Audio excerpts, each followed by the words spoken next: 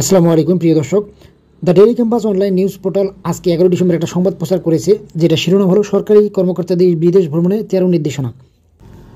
সরকারি কর্মকর্তা কর্মচারীদের বিদেশ ভ্রমণে নিরুৎসাহিত করে নতুন নির্দেশনা জারি করেছে অন্তর্বর্তী সরকার।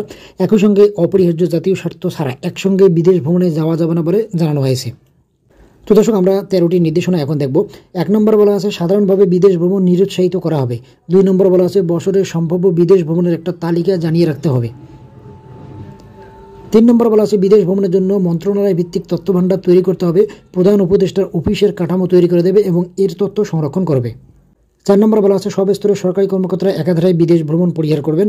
5 নম্বর বলা আছে মন্ত্রণালয়ের দায়িত্বপ্রাপ্ত উপদেষ্টা ও সচিব একসঙ্গে বিদেশ ভ্রমণ সাধারণভাবে পরিহার করবেন, তবে জাতীয় স্বার্থে অনুরূপ ভ্রমণ একান্ত অপরিহার্য হলে তেমন অপরিহার্যতার বিষয় সুনির্দিষ্টভাবে উল্লেখ করতে হবে।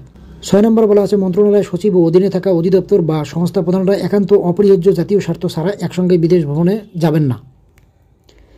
7 নম্বর বলা আছে বিদেশে অনুষ্ঠিতব্য সেমিনার, ওয়ার্কশপ ইত্যাদিতে অংশগ্রহণের জন্য উপদেষ্টা ও সচিব পর্যায়ের কর্মকর্তাদের অংশগ্রহণের প্রস্তাবের ক্ষেত্রে আমন্ত্রণকারী কর্তৃপক্ষ কোন পর্যায়ের কর্মকর্তাকে আমন্ত্রণ জানিয়েছে এবং অপর অংশগ্রহণকারী দেশ থেকে কোন পর্যায়ের কর্মকর্তারা তাতে অংশ নিচ্ছেন তেমন তথ্য সন্নিবেশ করতে হবে।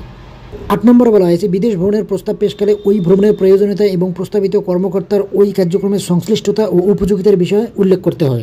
9 নম্বর বলা হয়েছে কেনাকাটা, প্রি শিপমেন্ট ইন্সপেকশন কিংবা ফ্যাক্টরি অ্যাকসেপ্টেন্স টেন্ট ইত্যাদির ক্ষেত্রে কেবল সংশ্লিষ্ট বিশেষজ্ঞ পাঠানোর বিষয় বিবেচনা করতে হবে। 10 নম্বরে বলা আছে সরকারি অর্থে কম প্রয়োজনীয় ভ্রমণ অবশ্যই পরিহার করতে হবে।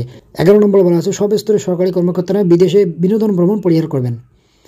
12 নম্বরে বলা আছে সরকারি কর্মকর্তা কর্মচারীরা দীর্ঘমেয়াদী শিক্ষা ছুটিতে যাওয়া পরিহার করবেন। 13 নম্বরে বলা আছে বিদেশ ভ্রমণের প্রস্তাব পাঠানোর ক্ষেত্রে প্রস্তাবিত কর্মকর্তার পূর্ববর্তী 1 বছরের বিদেশ ভ্রমণ বৃত্তান্ত সংযুক্ত করতে হবে। তো দর্শক, এই ছিল সরকারি কর্মকর্তাদের বিদেশ ভ্রমণ সম্পর্কিত 13 দফা নির্দেশনা। ধন্যবাদ সবাইকে, ভালো থাকবেন।